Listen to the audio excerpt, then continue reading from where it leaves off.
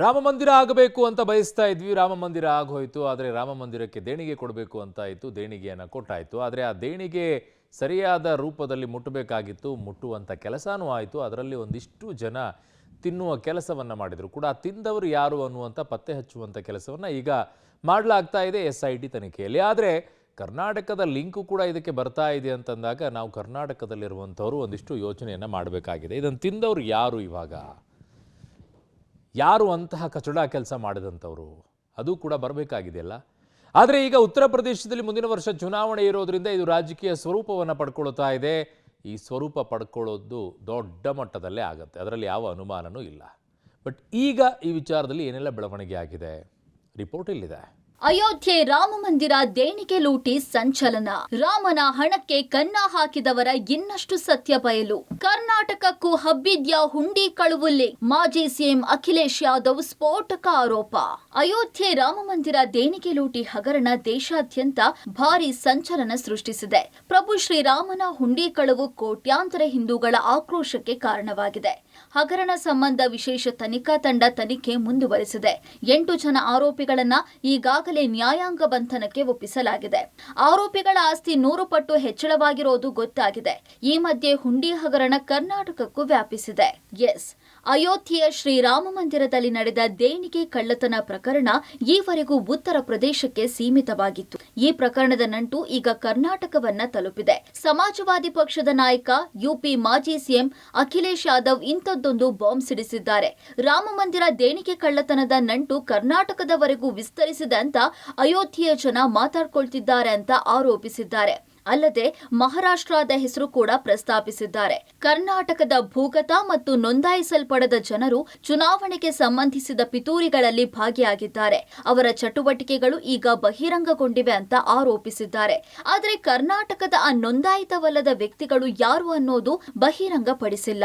ದೇಣಿಗೆ ಕಳ್ಳತನದಲ್ಲಿ ನನ್ನ ಪಾತ್ರ ಇಲ್ಲ. ಪೊಲೀಸರ ವಿಚಾರಣೆ ವೇಳೆ ಚಂಪತ್ ರೈ ಹೇಳಿಕೆ. ಸತತ 3 ಗಂಟೆ ವಿಚಾರಣೆ ನಡೆಸಿದ ಪೊಲೀಸರು 8 ಆರೋಪಿಗಳ ಬಂಧನ ಬೆನ್ನಲ್ಲೇ ಈಗ ಟ್ರಸ್ಟ್ನ ಮಾಜಿ ಪ್ರಧಾನ ಕಾರ್ಯದರ್ಶಿ ಚಂಪತ್ ರೈ ಮೇಲೆ ಅನುಮಾನ ಹೆಚ್ಚಾಗ್ತಿದೆ. ರಾಮ ಮಂದಿರ ದೇಣಿಗೆ ಹಣ ಕಳ್ಳತನದಲ್ಲಿ ನನ್ನ ಪಾತ್ರ ಇಲ್ಲ ಅಂತ ಪೊಲೀಸರ ವಿಚಾರಣೆ ವೇಳೆ ಶ್ರೀ ರಾಮ ಜನ್ಮಭೂಮಿ ಟ್ರಸ್ಟ್ ಮಾಜಿ ಪ್ರಧಾನ ಕಾರ್ಯದರ್ಶಿ ಚಂಪತ್ ರೈ ಹೇಳಿದ್ದಾರೆ.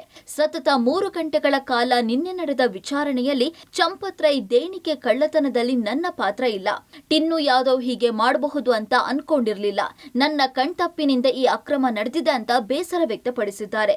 ದೇಣಿಗೆ ಸಂಗ್ರಹದಲ್ಲಿ ಯಾವುದೇ ಅಕ್ರಮಗಳು ನಡೆಯದಂತೆ ನೋಡಿಕೊಳ್ಳೋದು ನನ್ನ ಜವಾಬ್ದಾರಿಯಾಗಿದೆ. ತಪ್ಪು ನಡೆದಿರೋದು ತಿಳಿದ ತಕ್ಷಣ ಕ್ರಮ ಕೈಗೊಂಡಿದ್ದೇನೆ ಅಂತ ಪೊಲೀಸರಿಗೆ ತಿಳಿಸಿದ್ದಾರೆ. ಆದ್ರೂ ಹಲವು ಪ್ರಶ್ನೆಗಳಿಗೆ ಉತ್ತರಿಸೋದಕ್ಕೆ ಚಂಪತ್ ರೈ ವಿಫಲರಾಗಿದ್ದಾರೆ. ಬ್ಯಾಂಕ್ ವರ್ಗಾವಣೆಗಳು, ಭೂಮಿ ಖರೀದಿ ಸೇರಿದಂತೆ ಹಲವು ಪ್ರಶ್ನೆಗಳಿಗೆ ಉತ್ತರ ನೀಡಿಲ್ಲ. ಅಯೋಧ್ಯೆಯ ಶ್ರೀರಾಮ ಮಂದಿರದಲ್ಲಿ ದೇಣಿಗೆ ಕಳ್ಳತನ ಪ್ರಕರಣಕ್ಕೆ ಸಂಬಂಧಪಟ್ಟಂತೆ ಈಗಾಗಲೇ 8 ಮಂದಿಯನ್ನ ಬಂಧಿಸಲಾಗಿದೆ. ಆದಾಗ್ಯೂ ಕೂಡ ಇನ್ನು ಕೆಲವರ ಮೇಲೆ ಸಾಕಷ್ಟು ದೊಡ್ಡ ಪ್ರಮಾಣದಲ್ಲಿ ಅನುಮಾನ ವ್ಯಕ್ತವಾಗ್ತಾ ಇದೆ. ಅದರಲ್ಲೂ ಕೂಡ ಮುಖ್ಯವಾಗಿ ಟ್ರಸ್ಟ್ನ ಮಾಜಿ ಪ್ರಧಾನ ಕಾರ್ಯದರ್ಶಿಯಾಗಿರುವಂತಹ ಚಂಪತ್ ರೈ ಸುತ್ತಲೂ ಕೂಡ ಈಗೊಂದು ಅನುಮಾನದ ಹುತ್ತ ಬೆಳೀತಾ ಇರುವಂಥದ್ದು. ಅದಕ್ಕೆ ಕಾರಣ ಈ ಟಿನ್ನು ಯಾದವ್ ಸೇರಿದಂತೆ ಉಳಿದ ಸಿಂಡಿಕೇಟ್ ಆರೋಪಿಗಳೇನಿದ್ದಾರೆ ಅವರೆಲ್ಲರೂ ಕೂಡ ಈ ಚಂಪತ್ ರೈ ಜೊತೆಗೆ ಸಂಪರ್ಕದಲ್ಲಿರುವಂಥದ್ದು. ಹೀಗಾಗಿ ಚಂಪತ್ ರೈ ಅವರನ್ನ 3 ಗಂಟೆಗಳ ಕಾಲ SITಯ ಅಧಿಕಾರಿಗಳು ವಿಚಾರಣೆಗೆ ಒಳಪಡಿಸಿದ್ರು. ಈ ಸಂದರ್ಭದಲ್ಲಿ ಈ ಕಳ್ಳತನಕ್ಕೂ ನನಗೂ ಯಾವುದೇ ರೀತಿಯಾದಂಥ ಸಂಬಂಧ ಇಲ್ಲ ಅನ್ನುವಂಥ ನಿಟ್ಟಿನಲ್ಲಿ ಸಮರ್ಥಿಸಿಕೊಳ್ಳುವಂಥ ಕೆಲಸವನ್ನ ಮಾಡಿದ್ದಾರೆ. ಆದರೆ 3 ತಿಂಗಳ ಹಿಂದೆ ಬ್ಯಾಂಕ್ ಸಿಬ್ಬಂದಿಗಳು ಕೊಟ್ಟಂತ ಮಾಹಿತಿ, ಅಕೌಂಟೆಂಟ್ ಈ ಕಳ್ಳತನವನ್ನು ಬಹಿರಂಗಪಡಿಸಿದಂಥ ವಿಚಾರ, ಭೂಮಿ ಖರೀದಿ, ಬ್ಯಾಂಕ್ ವರ್ಗಾವಣೆಗಳು ಸೇರಿದಂತೆ ಪ್ರಮುಖ ಡಾಕ್ಯುಮೆಂಟ್ಗಳಿಗೆ ಸಂಬಂಧಪಟ್ಟಂತ ಪ್ರಶ್ನೆಗಳಿಗೆ ಉತ್ತರವನ್ನು ಕೊಡಲಿಕ್ಕೆ ಅವ್ರ ಕಡೆಯಿಂದ ಸಾಧ್ಯವಾಗಿಲ್ಲ. ಹೀಗಾಗಿ SIT ಅಧಿಕಾರಿಗಳ ಅನುಮಾನ ಇನ್ನಷ್ಟು ದಟ್ಟವಾಗಿರುವಂತಹ ಹಿನ್ನೆಲೆಯಲ್ಲಿ ಮತ್ತೊಮ್ಮೆ ಚಂಪತ್ ರೈ ಅವರನ್ನ ವಿಚಾರಣೆ ನಡೆಸಲಿಕ್ಕೆ ತೀರ್ಮಾನ ಮಾಡಿದ್ದಾರೆ. ದೇಣಿಗೆ ಎಣಿಕೆಗೆ ಪರಿಚಯಸ್ಥರ ನೇಮಕ ವಿಚಾರ. ಎಲ್ಲ ಸದಸ್ಯರು ತಮ್ಮ ಬೇಕಾದ ಜನರಿಗೆ ಕೆಲಸ.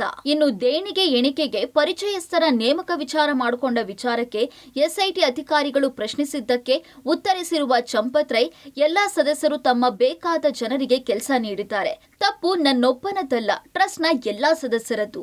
ಎಲ್ಲಾ ಸದಸ್ಯರು ತಮ್ಮ ಬೇಕಾದ ಜನರಿಗೆ ಕೆಲಸ ನೀಡಿದ್ದಾರೆ. ಅನಿಲ್ ಮಿಶ್ರಾ, ಗೋಪಾಲ್ ಕೂಡ ಪರಿಚಯಸ್ಥರಿಗೆ ಕೆಲಸ ನೀಡಿದ್ದಾರೆ. ಈ ವಿಚಾರದಲ್ಲಿ ನನ್ನ ತಪ್ಪು ಮಾತ್ರ ಇಲ್ಲ ಎಂದಿದ್ದಾರೆ. ಜೂನ್ 27ರಂದು ಟ್ರಸ್ಟ್ನ ಪ್ರಧಾನ ಕಾರ್ಯದರ್ಶಿ ಹುದ್ದೆಯಿಂದ ಕೆಳಗಿಳಿದ ನಂತರ ಮತ್ತು ದೇಣಿಗೆ ಕಳ್ಳತನ ಪ್ರಕರಣದಲ್ಲಿ ಪೊಲೀಸರು ಎಫ್ಐಆರ್ ದಾಖಲಿಸಿದ ನಂತರ ರೈ ಅವರ ಹೇಳಿಕೆಯನ್ನ ದಾಖಲಿಸಿಕೊಳ್ತಾ ಇರೋದು ಇದೇ ಮೊದಲು. ಇನ್ನು ಮತ್ತೊಮ್ಮೆ ವಿಚಾರಣೆಗೆ ಒಳಪಡಿಸಲು ಎಸ್ಐಟಿ ಅಧಿಕಾರಿಗಳು ನಿರ್ಧರಿಸಿದ್ದಾರೆ. 17 ವರ್ಷಗಳ ಬಳಿಕ ಆರ್ಎಂಒ ಟ್ರಾನ್ಸ್ಫರ್. ಚಂಪತ್ಗೆ ಅತ್ಯಾಪ್ತನಾಗಿದ್ದ ಅರ್ಜುನ್ ದೇವ್ ವರ್ಗಾವಣೆ ಹಿಂದಿನ ರಹಸ್ಯ ಏನು? ಕಳೆದ 17 ವರ್ಷಗಳಿಂದ ರಾಮ ಮಂದಿರದಲ್ಲಿ ರೇಡಿಯೋ ಮ್ಯಾನೇಜ್ಮೆಂಟ್ ಆಫೀಸರ್ ಕೆಲಸ ಮಾಡ್ತಾ ಇದ್ದ ಪೊಲೀಸ್ ಇಲಾಖೆಯ ಅರ್ಜುನ್ ದೇವ್ ವರ್ಗಾವಣೆಯಾಗಿದೆ. ಪ್ರಕರಣ ಬೆಳಕಿಗೆ ಬಂದ ಬೆನ್ನಲ್ಲೇ ಚಂಪತ್ ರೈಗೆ ಅತ್ಯಾಪ್ತನಾಗಿದ್ದ ಅರ್ಜುನ್ ದೇವ್ನನ್ನ ಇಲಾಖೆ ವರ್ಗಾವಣೆ ಮಾಡಿದೆ. ಅರ್ಜುನ್ ದೇವ್ ರಾಮ ಮಂದಿರದ 1600 ಸಿಸಿಟಿವಿಗಳ ಮೇಲ್ವಿಚಾರಣೆ ಹಾಗೂ ರೇಡಿಯೋ ಸಿಗ್ನಲ್ ಜವಾಬ್ದಾರಿ ಹೊತ್ತಿದ್ದ. 2009ರಲ್ಲಿ ಅಯೋಧ್ಯೆಗೆ ಪೊಲೀಸ್ ಇಲಾಖೆಯಿಂದ ನಿಯೋಜನೆಯಾಗಿದ್ರು. ಅಲ್ಲಿಂದ ಈವರೆಗೂ ಅವರ ವರ್ಗಾವಣೆಯಾಗಿಲ್ಲ. ಹಲವು ಬಾರಿ ವರ್ಗಾವಣೆಯಾದ್ರೂ ಚಂಪತ್ ರೈ ಪ್ರಭಾವ ಬಳಸಿ ವರ್ಗಾವಣೆ ಆದೇಶ ರದ್ದುಗೊಳಿಸಲಾಗಿತ್ತು. ಈಗ ದೇಣಿಗೆ ಅಕ್ರಮ ಹೊರಬರ್ತಾ ಇದ್ದಂತೆ ಗೋರಖ್ಪುರಕ್ಕೆ ವರ್ಗಾವಣೆ ಮಾಡಿರುವುದು ಹಲವು ಅನುಮಾನಕ್ಕೆ ಕಾರಣವಾಗಿದೆ. ಕಳೆದ 17 ವರ್ಷಗಳಿಂದ ಅಯೋಧ್ಯೆಯ ಶ್ರೀರಾಮ ಮಂದಿರದಲ್ಲಿ ರೇಡಿಯೋ ಸಿಗ್ನಲ್ ಆಫೀಸರ್ ಆಗಿ ಕೆಲಸ ಮಾಡ್ತಾ ಇದ್ದಂತಹ ಅರ್ಜುನ್ ದೇವ್ ಈಗ ವರ್ಗಾವಣೆಗೊಂಡಿರುವಂಥದ್ದು. 2007ರಲ್ಲಿ ಇವರು ಇಲ್ಲಿ ಕರ್ತವ್ಯಕ್ಕೆ ನಿಯುಕ್ತಿ ಆಗ್ತಾರೆ. ಚಂಪತ್ ರೈ ಆಪ್ತ ವಲಯದಲ್ಲಿ ಗುರುತಿಸಿಕೊಳ್ಳುವಂಥ ಇವರು ಕಳೆದ 17 ವರ್ಷಗಳಿಂದಲೂ ಕೂಡ ನಿರಂತರವಾಗಿ ಒಂದೇ ಸ್ಥಳದಲ್ಲಿ ಕೆಲಸವನ್ನು ಮಾಡ್ತಾ ಇದ್ದಾರೆ. ಹಲವಾರು ಬಾರಿ ಇವರನ್ನು ವರ್ಗಾವಣೆ ಮಾಡಲಿಕ್ಕೆ ಪ್ರಯತ್ನ ಪಟ್ಟರೂ ಕೂಡ ಚಂಪತ್ ರೈ ಅದನ್ನು ತಡೆ ಹಿಡಿಯುವಂಥ ಕೆಲಸವನ್ನು ಮಾಡಿದ್ರು, ಆದೇಶವನ್ನು ಮಾರ್ಪಾಡು ಮಾಡುವಂಥ ಕೆಲಸವನ್ನು ಕೂಡ ಮಾಡಿದ್ರು. ಸೊ ಹೀಗಾಗಿ ಕಳೆದ 17 ವರ್ಷಗಳಿಂದ ಸೇವೆ ಸಲ್ಲಿಸ್ತಿದ್ದಂಥ ಈತ ರಾಮ ಮಂದಿರ ನಿರ್ಮಾಣ ಆದ ಬಳಿಕ ಸರಿಸುಮಾರು 1600 ಸಿಸಿಟಿವಿ ಕ್ಯಾಮ್ರಾಗಳು ಮತ್ತು ವೈರ್ಲೆಸ್ ಕಮ್ಯುನಿಕೇಷನ್ ಏನಿದೆ ಅದರ ಜವಾಬ್ದಾರಿಯನ್ನು ಹೊತ್ತಿದ್ದ. ಮುಖ್ಯವಾಗಿ ಹಣವನ್ನು ಎಣಿಕೆ ಮಾಡ್ತಾ ಇದ್ದಂಥ ಸ್ಥಳದ ಸಿಸಿಟಿವಿ ದೃಶ್ಯಗಳು ಕೂಡ ಈತನ ಅಡಿಯಲ್ಲೇ ಬರ್ತಾ ಇದ್ವು. ಸೊ ಈತನನ್ನು ಬಳಸ್ಕೊಂಡು ಇಲ್ಲಿ ಅಧಿಕಾರವನ್ನು ದುರ್ಬಳಕೆ ಮಾಡಿಕೊಂಡಿರುವಂಥ ಸಾಧ್ಯತೆಗಳು ಕೂಡ ಇದೆ ಅಂತ ಹೇಳಲಾಗ್ತಾ ಇರುವಂಥದ್ದು. ಈತನ ವರ್ಗಾವಣೆ ಈಗ ಸಾಕಷ್ಟು ಅನುಮಾನಕ್ಕೆ ಕಾರಣ ಆಗಿದೆ. ಎಸ್ಐಟಿಯಿಂದ 2ನೇ ಹಂತದ ತನಿಖೆ ಶುರು. ಜೈಲಿನಲ್ಲಿ 8 ಆರೋಪಿಗಳ ವಿಚಾರಣೆಗೆ ಅನುಮತಿ. ಆರೋಪಿಗಳ ಬ್ಯಾಂಕ್ ಟ್ರಾನ್ಸಾಕ್ಷನ್ಗಳ ಪರಿಶೀಲನೆ. ಅಯೋಧ್ಯೆ ರಾಮ ಮಂದಿರ ದೇಣಿಗೆ ಚೋರಿ ಹಗರಣ ಸಂಬಂಧ ಇಂದಿನಿಂದ ಎಸ್ಐಟಿ ಅಧಿಕಾರಿಗಳು 2ನೇ ಹಂತದ ತನಿಖೆ ಆರಂಭಿಸಿದ್ದಾರೆ. ಇತ್ತ 8 ಆರೋಪಿಗಳ ಬ್ಯಾಂಕ್ ವರ್ಗಾವಣೆ ಮೇಲೆ ಎಸ್ಐಟಿ ಕಣ್ಣಿಟ್ಟಿದೆ.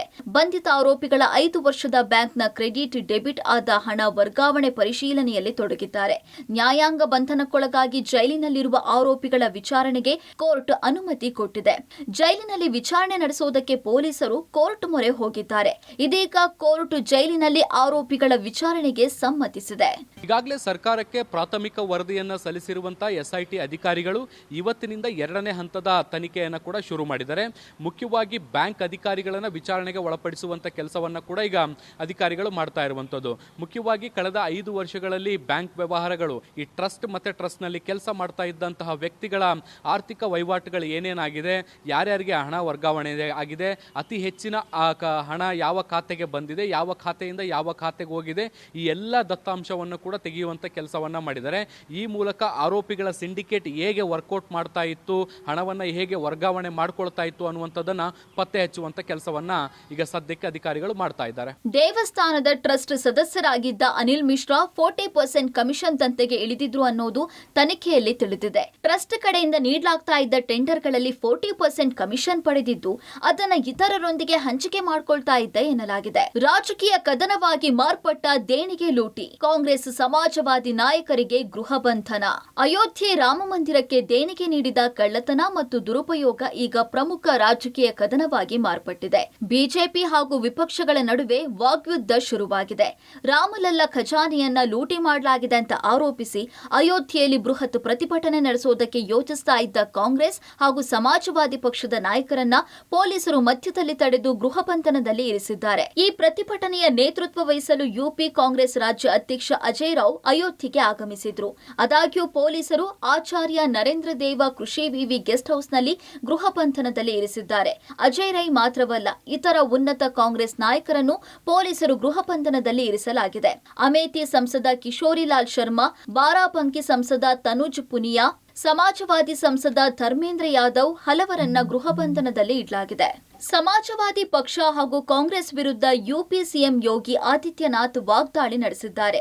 2017ಕ್ಕಿಂತ ಮೊದಲು ಸಮಾಜವಾದಿ ಪಕ್ಷವು ರಾಮ ಭಕ್ತರ ಮೇಲೆ ಗುಂಡು ಹಾರಿಸಿತ್ತು. ಕಾಂಗ್ರೆಸ್ ಭಗವಾನ್ ರಾಮನ ಅಸ್ತಿತ್ವವನ್ನ ಪ್ರಶ್ನಿಸಿತ್ತು. ಇಂದು ಎರಡೂ ಪಕ್ಷಗಳು ಅಯೋಧ್ಯೆಗೆ ಭೇಟಿ ನೀಡೋದಕ್ಕೆ ಉತ್ಸುಕವಾಗಿವೆ ಅಂತ ಟೀಕಿಸಿದ್ದಾರೆ. 2017 के पहले जो जय श्री राम बोलने पर लाठी मारते थे, 2017 के पहले जब उत्तर प्रदेश में राम भक्त कहता था कि राम लला हम आएंगे, मंदिर वहीं बनाएंगे, और राम भक्तों पर जो समय गोली चलाते थे, आज वे आस्था की वकालत करते हुए दिखाई देते हैं. ಒಟ್ನಲ್ಲಿ ರಾಮ ಮಂದಿರ ದೇಣಿಗೆ ಕಳುವು ಹಗರಣ ಕೋಟ್ಯಾಂತರ ಹಿಂದೂಗಳ ಭಾವನೆಗೆ ಧಕ್ಕೆ ತಂದಿದ್ದಂತೂ ಸುಳ್ಳಲ್ಲ. ಶಬ್ಬೀರ್ ನಿಡಗುಂದಿ, ಪಬ್ಲಿಕ್ ಟಿವಿ, ನವದೆಹಲಿ.